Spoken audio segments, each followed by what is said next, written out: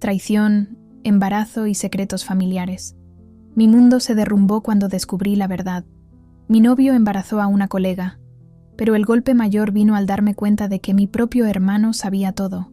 Entre lágrimas y confrontaciones, desentrañé una red de mentiras que cambió mi vida para siempre. Una jornada de dolor, perdón y recomienzo que va a tocar tu corazón.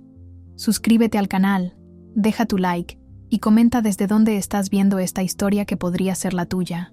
Fue en una tarde lluviosa de sábado cuando todo se derrumbó. Yo, una profesora universitaria de 35 años, dedicada y meticulosa, estaba organizando nuestro departamento para recibir a mi novio de 6 años con una cena especial.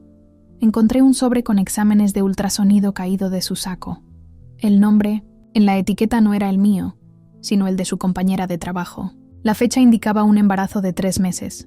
El shock fue inmediato, como un balde de agua fría. Mi mundo, cuidadosamente planeado, se desintegró en segundos. Al confrontarlo esa noche, él confesó entre lágrimas un caso de 6 meses con su colega de la firma de contabilidad. Dijo que no sabía cómo terminar conmigo, que aún me amaba. Mientras sus palabras resonaban por el departamento, noté su celular vibrando constantemente. Mensajes de mi hermano, mi confidente, preguntando si él ya había contado todo. El segundo golpe vino. Mi propio hermano sabía de la traición hacía meses y decidió proteger al amigo en lugar de a la hermana. Esta es la historia de un año turbulento, donde cada certeza que yo tenía sobre amor, lealtad y familia fue cuestionada y reconstruida. Soy una mujer de rutinas, que planea meticulosamente cada aspecto de la vida, leal hasta el final y con dificultad para pedir ayuda incluso en los momentos más difíciles. Mi conflicto interno más profundo es entre la necesidad de mantener el control sobre mi vida y la aceptación de que algunas cosas simplemente se escapan de nuestro control. En el primer mes después del descubrimiento, salir de la cama todos los días parecía una tarea hercúlea. Me despertaba con los ojos hinchados de tanto llorar durante la noche. Encaraba el techo blanco por largos minutos antes de lograr reunir fuerzas para poner los pies en el suelo. Todo dolía: el cuerpo, el alma, las memorias. La rutina que antes me traía seguridad, ahora parecía un cruel recordatorio de todo lo que había perdido. Cepillarme los dientes, ducharme, vestirme. Cada acto cotidiano exigía una energía que yo no estaba segura de poseer. El condominio donde vivíamos, en el corazón de la Ciudad de México, tenía ojos por todas partes. Un edificio de clase media alta donde todos se conocían hacía años, donde las fiestas de cumpleaños eran eventos comunitarios y donde el chisme corría más rápido que el agua de lluvia en las aceras inclinadas de la colonia Roma. Vecinas que formaban parte de grupos de oración de la parroquia local comenzaron a traer pastelitos y preguntar por qué mi novio ya no estaba. «Está viajando por trabajo», mentía yo, con una sonrisa tan falsa como la fidelidad de él. La cultura mexicana, con su sentido de comunidad cercano pero también con su reserva característica, tornó el proceso aún más complicado. En eventos tradicionales como la carnita asada mensual del condominio, cada ausencia mía o de él era notada y comentada como si fuera un acontecimiento digno de las páginas sociales del periódico local. Sabe, mi querida, un hombre así tan guapo y trabajador ya no se encuentra hoy en día.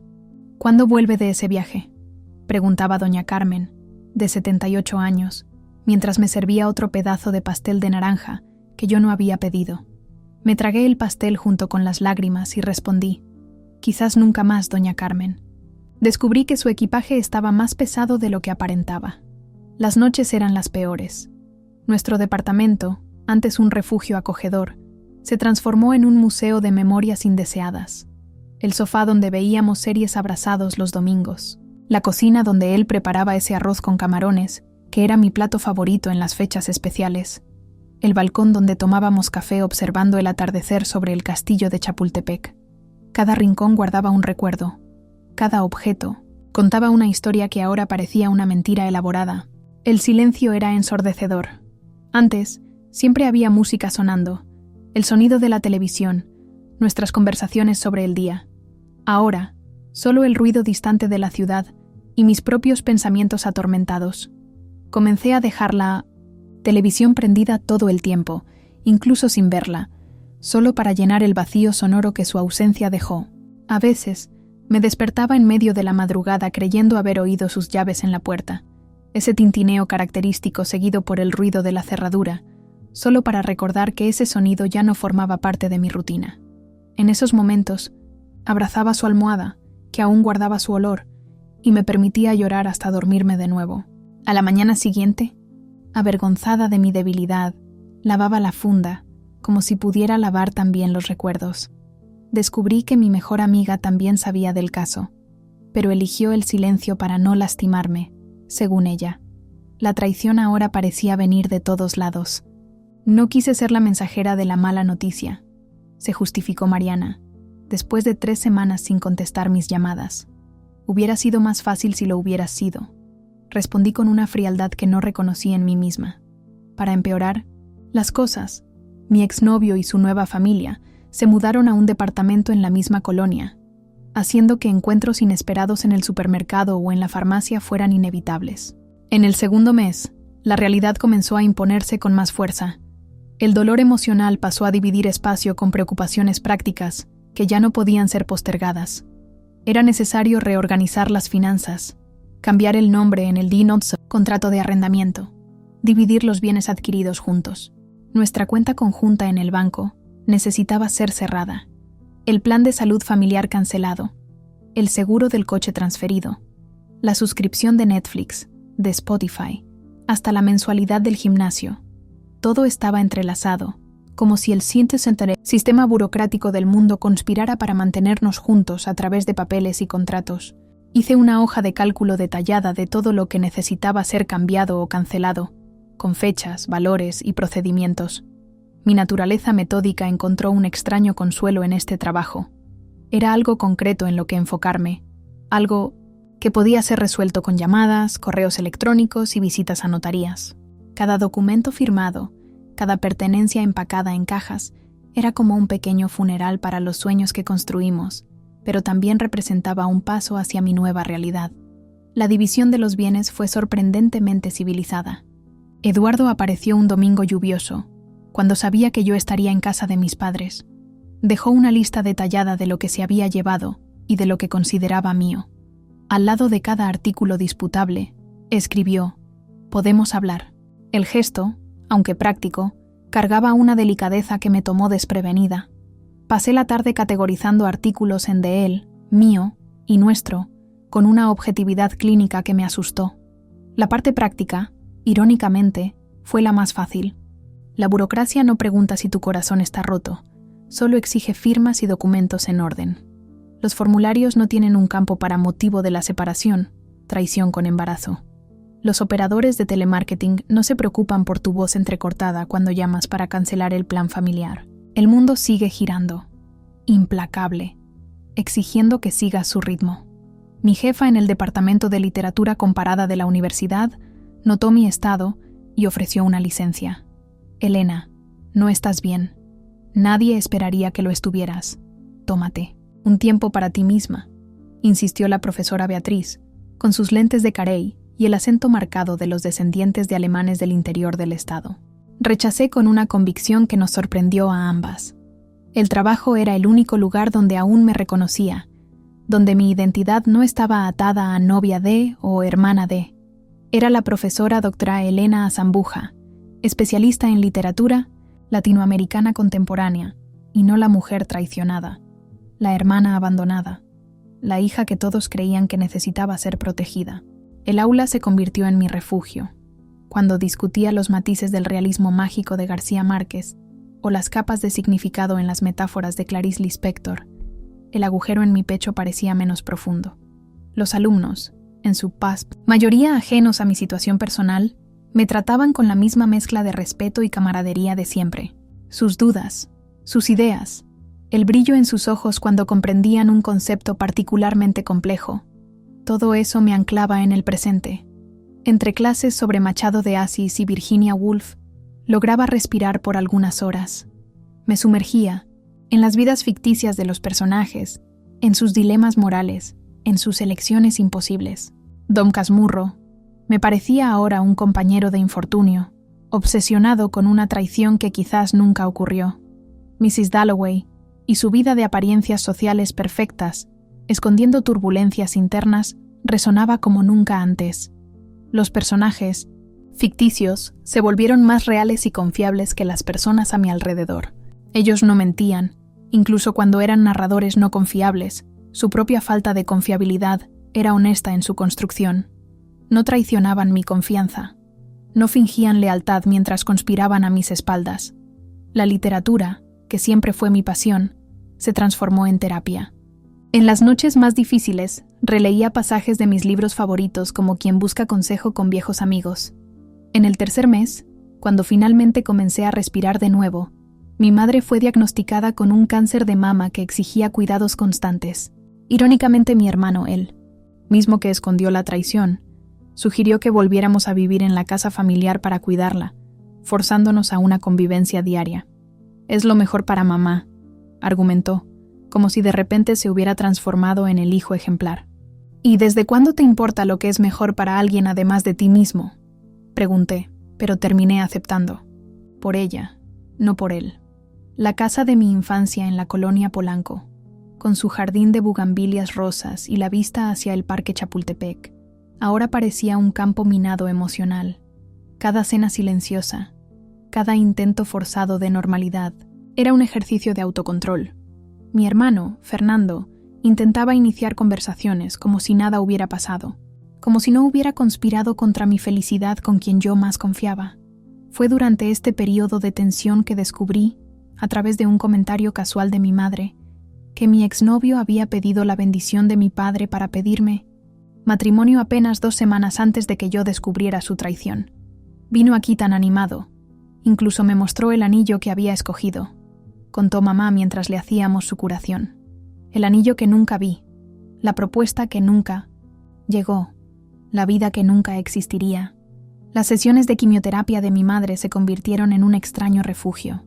En el hospital, entre personas luchando contra enfermedades mucho mayores que desilusiones amorosas, gané perspectiva. «Sabes, hija», dijo mamá después de una sesión particularmente difícil, «el peor dolor no es el que sentimos, sino el que causamos a otros sin darnos cuenta». No supe decir si hablaba de mi hermano, de mi ex, o si era solo el efecto de la morfina hablando. En casa, la tensión crecía. Fernando evitaba quedarse a solas conmigo, pero una noche, mientras mamá dormía bajo el efecto de los medicamentos, lo confronté en la cocina antigua con su estufa de leña que nadie más usaba. «¿Por qué?», pregunté simplemente.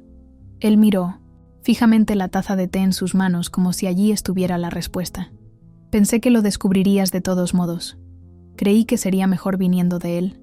¿Y cuando eso no sucedió? ¿Cuando te diste cuenta de que él no tenía valor?», insistí. Fernando suspiró profundamente. «Entonces me vi atrapado entre la lealtad a un amigo y el amor por mi hermana». Reí, una risa seca y sin humor. «Y elegiste al amigo». No era una pregunta. El 4º mes trajo la primavera a la Ciudad de México, pero el florecer de las jacarandas, en el bosque de Chapultepec, contrastaba con el invierno persistente dentro de mí. Los dolores físicos de mi madre disminuyeron, pero los emocionales entre nosotros solo aumentaban. Mi padre, hombre de pocas palabras y muchas acciones, observaba todo con ojos preocupados. Un día, al verme llorando sola en el balcón, se sentó a mi lado y, sin decir nada, tomó mi mano. Nos quedamos así por casi 1 hora, en silencio. Fue el gesto más reconfortante que recibí en meses. A mediados de año, cuando el frío capitalino se intensificaba, descubrí que el embarazo de la colega era de riesgo y mi ex estaba enfrentando serias dificultades financieras y emocionales. Lo supe por casualidad, al encontrar a mi tía Ivonne, enfermera jefe en el Hospital General de México. «Aquel tu exnovio apareció por ahí ayer. Parecía un fantasma de tan demacrado», comentó ella mientras regaba las begonias del jardín de mi madre. «La muchacha está con preeclampsia muy grave. A pesar del rencor, me vi ofreciendo ayuda», a través de contactos en el hospital donde tía Ivonne trabajaba. Este gesto abrió espacio para una conversación honesta entre nosotros por primera vez.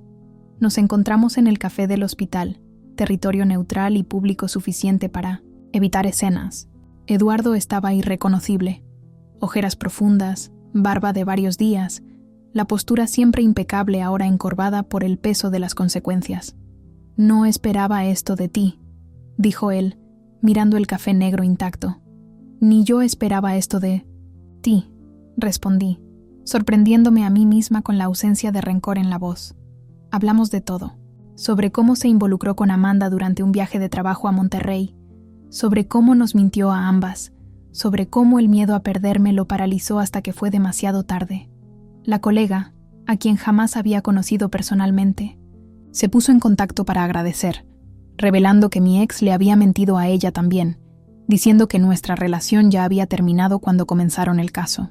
Solo descubrí la verdad cuando vi la fecha de su última publicación juntos en redes sociales, escribió ella en un mensaje directo que leí y releí decenas de veces antes de responder.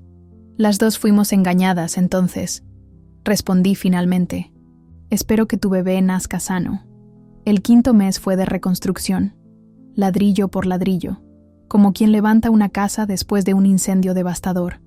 Renté un pequeño departamento cerca de la universidad, un espacio solo mío, sin fantasmas, sin memorias compartidas. La primera noche fue extraña.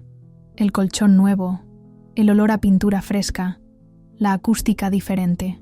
Me senté en medio de la sala vacía, rodeada de cajas aún cerradas, y lloré, no de tristeza esta vez, sino de alivio.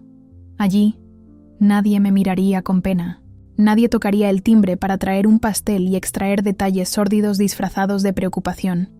Retomé el gimnasio que había abandonado cuando la relación comenzó a ocupar todo mi tiempo libre. Redescubrí el placer del agotamiento físico, de la endorfina liberada después de una carrera intensa, del enfoque absoluto necesario durante las clases de pilates. Mi cuerpo, que por meses parecía solo un vehículo para mi dolor, volvió a ser fuente de placer y orgullo. Comencé a asistir a un grupo de apoyo para mujeres en transición de vida, recomendado por la psicóloga que finalmente acepté consultar. Los martes, en un sótano de iglesia en la colonia Condesa, compartíamos historias, lágrimas y, eventualmente, risas. Estaba la banquera recién divorciada después de descubrir que su marido llevaba una doble vida en otra ciudad, la médica que abandonó una carrera prometedora para cuidar a su padre enfermo y ahora, a los 50 años, intentaba recomenzar, la joven viuda con 2 hijos pequeños, historias diferentes, dolores similares, la misma búsqueda de reconstrucción. Nuestra sociedad enseña a las mujeres a ser esposas, madres, cuidadoras, pero no enseña qué hacer cuando esos roles son bruscamente removidos, dijo la facilitadora del grupo en una de las sesiones. Sus palabras tocaron algo profundo en mí. Yo había construido tanta de mi identidad alrededor de la relación con Eduardo, que cuando él desapareció, quedé temporalmente sin saber quién era. Las tradiciones mexicanas, que antes me traían consuelo, se convirtieron en un desafío.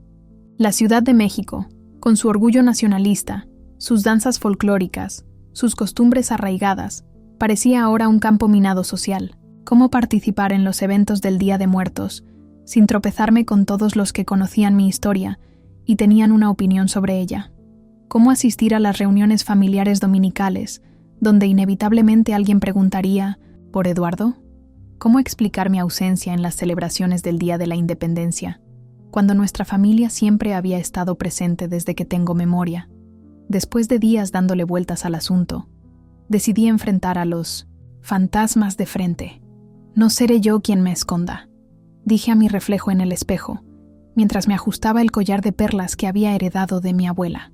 Asistí al baile del Club de Leones, usando el vestido rojo que guardaba para ocasiones especiales, una tela fluida que danzaba alrededor de mi cuerpo, color de sangre, color de vida. Llegué sola, con la frente en alto, saludando a todos como si nada hubiera pasado.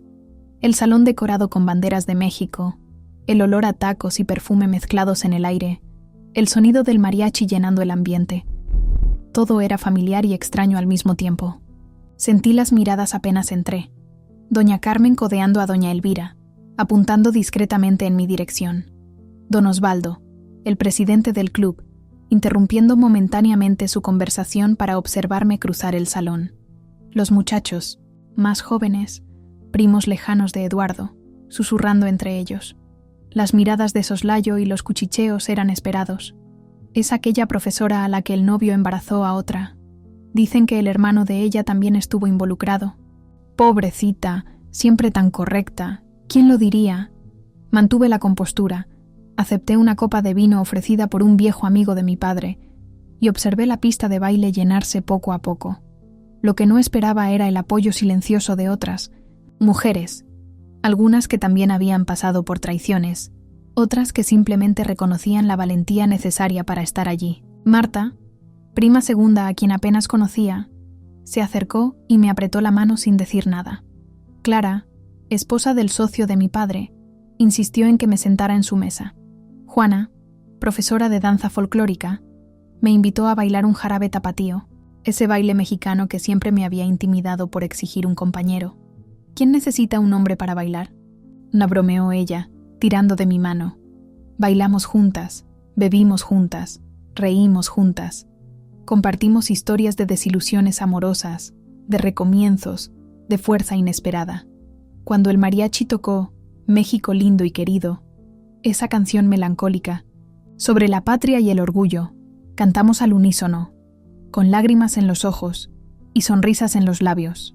Aquella noche marcó el inicio de mi vuelta al mundo, de mi resurrección social. El invierno trajo un giro inesperado. Mi hermano reveló que escondió la verdad porque creía que mi ex planeaba terminar conmigo de todos modos. Confesó que estaba enamorado de la misma colega hacía años, desde que trabajaron juntos, pero nunca tuvo valor para declararse. Su silencio fue motivado por una mezcla de lealtad al amigo y celos reprimidos. La confesión vino durante una discusión particularmente acalorada sobre los cuidados de nuestra madre. Tú siempre fuiste la hija perfecta, la que nunca se equivocó, la que siempre supo qué hacer, gritó Fernando, echándome en cara años de resentimiento. Creí que por primera vez sentirías lo que es ser dejado atrás.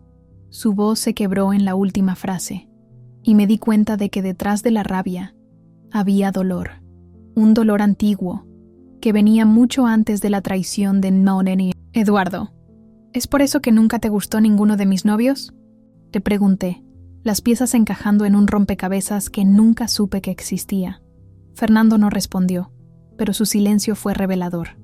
No era celos fraternales lo que lo motivaba, sino un miedo profundo a ser siempre la segunda opción. Para nuestros padres, para los amigos, para las mujeres que amó. En el 6º mes, durante un viaje de trabajo para presentar un artículo en un congreso en Guadalajara, me permití un breve romance con un profesor visitante de la Universidad de Buenos Aires.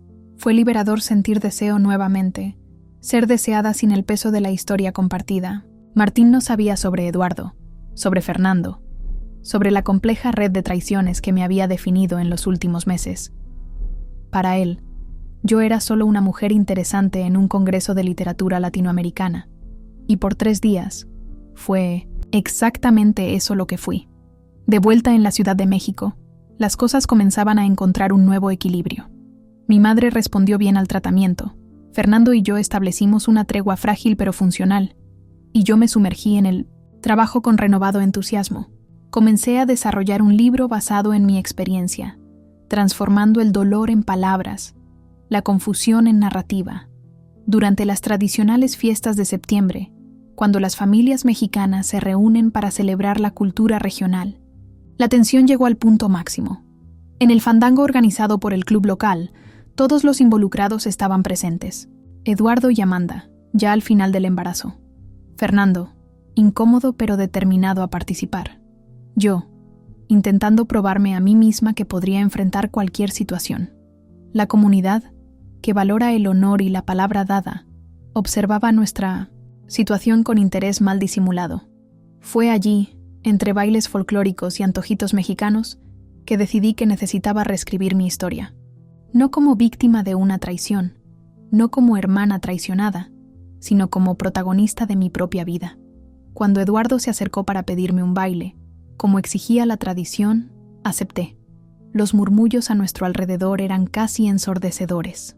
Gracias, dijo él mientras nos movíamos al son del mariachi. No hice esto por ti, respondí con sinceridad. Lo hice por mí. Sus ojos mostraron comprensión, quizás por primera vez desde que nos conocimos. El baile terminó, nos separamos, y sentí un peso abandonar mis hombros.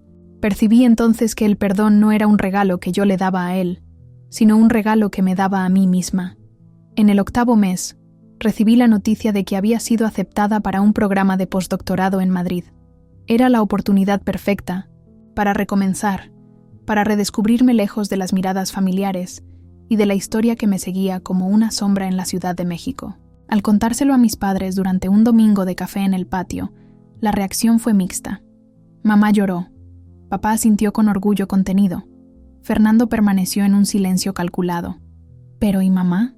¿Quién la va a cuidar mientras tú estés lejos?, cuestionó mi hermano más tarde, cuando estábamos a solas. La pregunta cargaba una acusación velada. ¿Podrías tú, por ejemplo? Respondí sin inmutarme. Sería una gran oportunidad para demostrar que te importa alguien además de ti mismo. Las palabras eran duras, pero necesarias.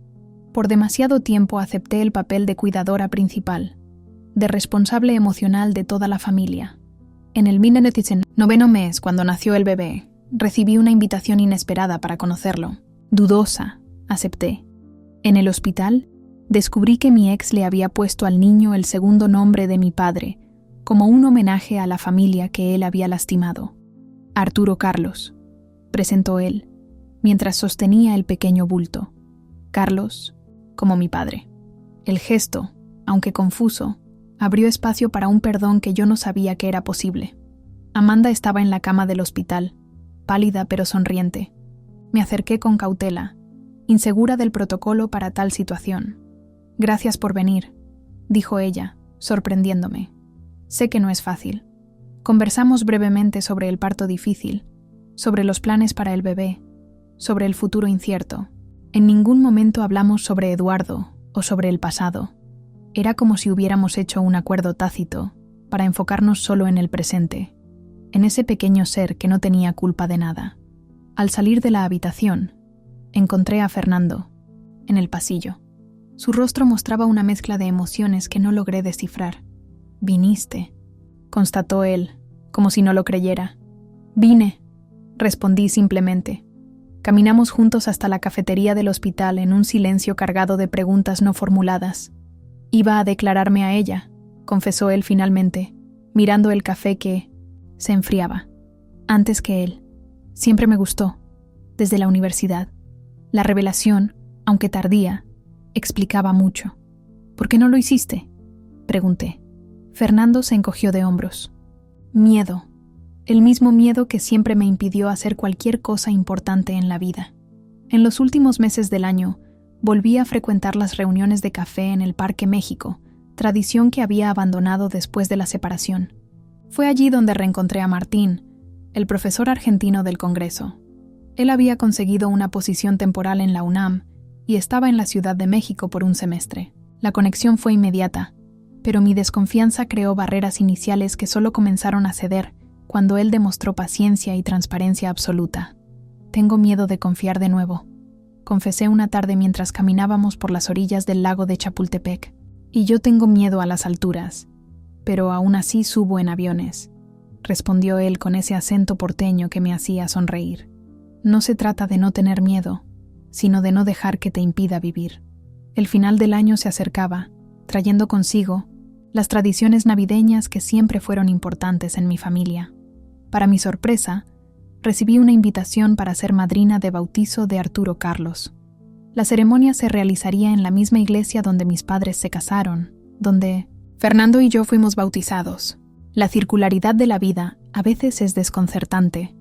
El ciclo se completó cuando, durante la ceremonia de bautizo donde fui invitada como madrina del hijo de mi ex, una petición que sorprendió a todos, descubrí documentos que probaban que mi hermano había activamente incentivado el caso, aparentemente para destruir mi relación. Al buscar en el bolso de Amanda un pañuelo, encontré un sobre con correos electrónicos impresos, mensajes de Fernando para Eduardo, fechados meses antes de mi descubrimiento. «Ella nunca te va a dar lo que necesitas», decía uno. «Amanda es mucho más compatible contigo. Siempre lo pensé», afirmaba otro. La manipulación era evidente, calculada, fría. Esta revelación final reorganizó todas las piezas del rompecabezas. No era solo celos o lealtad mal dirigida, era sabotaje deliberado. Confronté a Fernando después de la ceremonia, mostrándole los correos electrónicos con manos temblorosas de rabia. Esperaba negación, justificaciones, más mentiras. En cambio, encontré resignación. Pensé que sería mejor para todos, dijo él, con voz pequeña. Mejor para ti, quieres decir, corregí. No, insistió él, finalmente mirándome a los ojos. Mejor para ti también. Él iba a engañarte de todos modos. Solo aceleré el proceso. Y él nunca fue lo suficientemente bueno para ti. La certeza en su voz me desarmó momentáneamente. Esa no era una decisión tuya, respondí, la rabia dando paso a una tristeza profunda por la relación que nunca tuvimos, por el hermano que él nunca logró ser. El año terminó con una cena de Navidad en casa de mi madre, ya recuperada, donde todos los involucrados estuvieron presentes. Entre platillos típicos y villancicos, percibí que el ciclo de rencor se había transformado en algo diferente. No amistad, ciertamente, pero una aceptación madura de que las relaciones familiares son demasiado complejas para ser reducidas a villanos y víctimas. Sentados a la mesa, miré cada rostro. Mi madre, sobreviviente de una batalla mucho mayor que cualquier drama familiar. Mi padre, silencioso pero siempre presente. Fernando, cargando sus propios demonios e inseguridades. Eduardo y Amanda, intentando construir una familia sobre cimientos frágiles. El pequeño Arturo Carlos, inocente de todo. Y Martín, representando posibilidades que ni yo misma osaba nombrar aún. Cuando el reloj marcó la medianoche y los fuegos artificiales iluminaron el cielo de la Ciudad de México, levanté mi copa. Por la familia, propuse, en todas sus formas imperfectas. Las miradas intercambiadas alrededor de la mesa contenían demasiadas historias para ser contadas en una noche. Pero había tiempo. Finalmente, había tiempo. Al día siguiente, me senté a finalizar los preparativos para Madrid. La burocracia internacional exigía atención a los detalles: visa de estudiante, seguro médico internacional, documentos académicos traducidos y apostillados, comprobantes financieros. La organización siempre fue mi mecanismo de defensa contra el caos, y ahora no era diferente. Cada formulario llenado, cada documento digitalizado, cada correo electrónico enviado me acercaba un paso a la nueva vida que elegí para mí. El boleto marcado para febrero parecía tanto un fin como un comienzo. El fin de una fase de turbulencia y dolor. El inicio de un camino desconocido pero prometedor. Los libros que llevarían meses para ser empacados y enviados. La gata que quedaría al cuidado de mi madre. Los pequeños detalles de la mudanza que antes me causarían ansiedad, ahora parecían solo parte de una aventura mayor. En un impulso, abrí el cajón donde guardaba fotografías antiguas. Encontré una de mí a los 6 años, con trenzas y pecas, al lado de Fernando, en la playa de Acapulco. Nuestros rostros infantiles sonriendo a la cámara, sin conocer aún las penas y decepciones que el futuro reservaba. La coloqué en una caja junto con otros recuerdos que decidí llevar conmigo, no para vivir en el pasado, sino para recordar de dónde vine. Desde las ventanas de mi pequeño departamento, podía ver el lago de Chapultepec reflejando el sol de la mañana. El lago que los capitalinos insisten en llamar lago, pero que en realidad es un conjunto de estanques interconectados, una confluencia, de aguas que se encuentran antes de seguir su camino, agua que corre hacia el mar, siempre en movimiento, siempre renovándose, siempre encontrando nuevos caminos cuando los antiguos se vuelven intransitables, como yo. Me senté en el balcón con una taza de café, observando el brillo del sol en las aguas, reflexionando sobre cómo la tradición puede ser tanto un puerto seguro como un ancla pesada. El café que me acompañó en momentos de celebración y de consuelo, la bebida amarga que simboliza tanto la hospitalidad como la resistencia del pueblo mexicano, estaría conmigo en Madrid también. Algunas raíces no necesitan ser cortadas para que nuevas ramas florezcan. Aprendí que el verdadero control no está en impedir que cosas malas sucedan, sino en cómo respondemos a ellas. La ilusión de que podemos planear cada detalle de la vida, como yo siempre intenté hacer, se derrumbó con aquel sobre de ultrasonido. En su lugar, surgió una comprensión más profunda y madura. La vida es impredecible, pero nuestra respuesta a sus desafíos está en nuestras manos. Yo, que siempre tuve un plan A, B y C para todo, que nunca salía de casa sin verificar el pronóstico del tiempo, que mantenía una hoja de cálculo detallada de gastos y ahorros, descubrí una nueva forma de vivir. No abandoné mi naturaleza organizada, pero aprendí a flexibilizarla, a dejar espacio para lo inesperado, a confiar más en mi capacidad de adaptación que en mis planes meticulosos. Cada revés trajo dolor, pero también crecimiento. La traición de Eduardo me enseñó sobre la fragilidad de las relaciones basadas en expectativas no verbalizadas. La manipulación de Fernando me mostró cómo el amor familiar puede ser distorsionado por inseguridades no reconocidas. La enfermedad de mi madre me recordó la impermanencia de todo y la importancia de priorizar lo que realmente importa. El nacimiento de Arturo Carlos me dio una lección de cómo la vida insiste en florecer incluso en circunstancias improbables. Cada tradición mexicana que antes parecía una carga, las reuniones familiares donde preguntas indiscretas se hacen, entre sonrisas cordiales, las festividades comunitarias donde el estatus social y las apariencias son tan importantes como la celebración en sí, las reuniones de café donde todos saben de la vida de todos y comentan sin ceremonia, se convirtió en parte de mi red de apoyo y recuperación, porque detrás de la fachada a veces conservadora e inflexible de la cultura mexicana hay una fuerza resiliente, una capacidad de enfrentar adversidades con la frente en alto, un sentido de comunidad que, incluso con sus fallas, ofrece una red de seguridad para quien necesita reconstruirse. En las celebraciones del último 16 de septiembre, Día de la Independencia, participé en las actividades con una mirada renovada. Observé a las mujeres de todas las edades con sus trajes típicos, a los hombres con sus sombreros y zarapes, a los niños aprendiendo los bailes folclóricos. Vi belleza donde antes veía solo convención. Vi fuerza donde antes veía solo conformismo. La misma cultura que a veces me sofocó con sus expectativas, también me ofreció herramientas para superar la adversidad, la determinación del mexicano, la valentía de enfrentar lo desconocido, la capacidad de recomenzar después de perderlo todo, como tantas veces nuestros antepasados hicieron. Esta es una historia sobre traición, sí, pero principalmente sobre reconstrucción, sobre cómo, a veces, necesitamos perder todo lo que pensábamos que importaba para descubrir lo que realmente importa, sobre cómo las personas en quienes más confiamos pueden lastimarnos profundamente, pero también sobre cómo extraños pueden convertirse en aliados inesperados, sobre cómo el tiempo, ese remedio tan subestimado, realmente cura heridas que parecen incurables en los primeros momentos de dolor. Mientras empacaba las maletas para una nueva vida, percibí que llevaba conmigo no solo ropa y libros, sino lecciones duramente aprendidas, sobre la confianza, que debe ser construida y no asumida, que puede ser quebrada y reconstruida, pero nunca será la misma, a veces más fuerte en su versión remendada, con cicatrices, visibles pero firmes, sobre la familia, que no siempre es refugio, que puede ser fuente de traición y manipulación, pero que también puede ser reinventada y reconstruida con bases más honestas, sobre el amor, que a veces llega disfrazado de pérdida, que puede florecer en los escombros de relaciones destruidas, que existe en muchas formas además del romántico, el amor propio que desarrollé, el amor maternal de mi madre incluso en sus momentos más frágiles, el amor imperfecto, pero presente de mi padre, el amor complicado y distorsionado de mi hermano, el amor naciente por un niño que no tiene culpa de los errores de los adultos.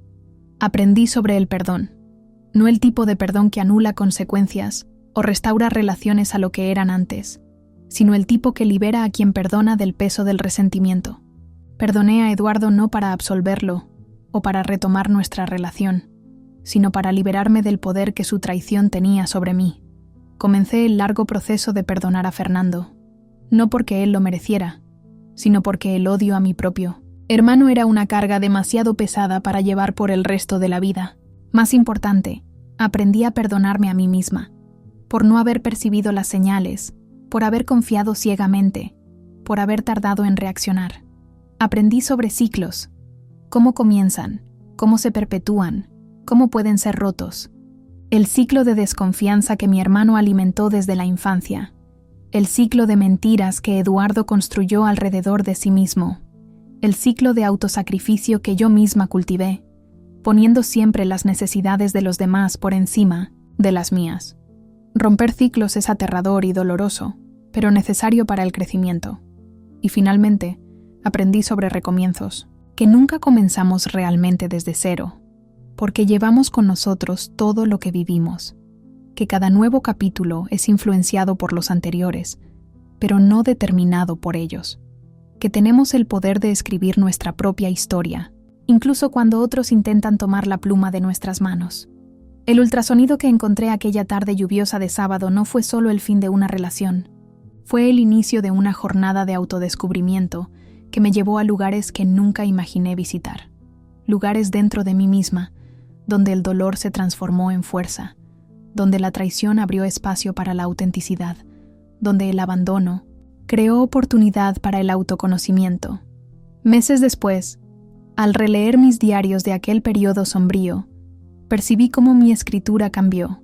Las primeras entradas eran caóticas, manchadas de lágrimas, repletas de preguntas sin respuesta, de rabia, de autocompasión. Gradualmente, las palabras se volvieron más firmes, más reflexivas, más compasivas, no solo conmigo misma, sino con todos los involucrados en aquella trama compleja. La profesora de literatura que siempre analizó las narrativas de los demás, finalmente aprendió a escribir su propia historia, con todas las complejidades y contradicciones que un buen personaje merece. En el espejo, vi una mujer diferente de aquella profesora universitaria meticulosa, que organizaba cenas especiales, más fuerte, más sabia, más libre, una mujer con arrugas nuevas alrededor de los ojos, algunas de tanto llorar, otras de tanto reír después de creer que nunca más reiría, una mujer que no temía más el descontrol, porque aprendió que es justamente en los momentos de caos que descubrimos nuestra verdadera naturaleza. Y mientras el avión despegaba rumbo a Madrid, dejando atrás el suelo mexicano con sus tradiciones, su café y sus historias, supe que llevaba conmigo lo más importante, la capacidad de recomenzar, cuantas veces fuera necesario, de reinventarme sin perder mi esencia, de construir puentes donde antes había solo abismos, de transformar finales en nuevos comienzos.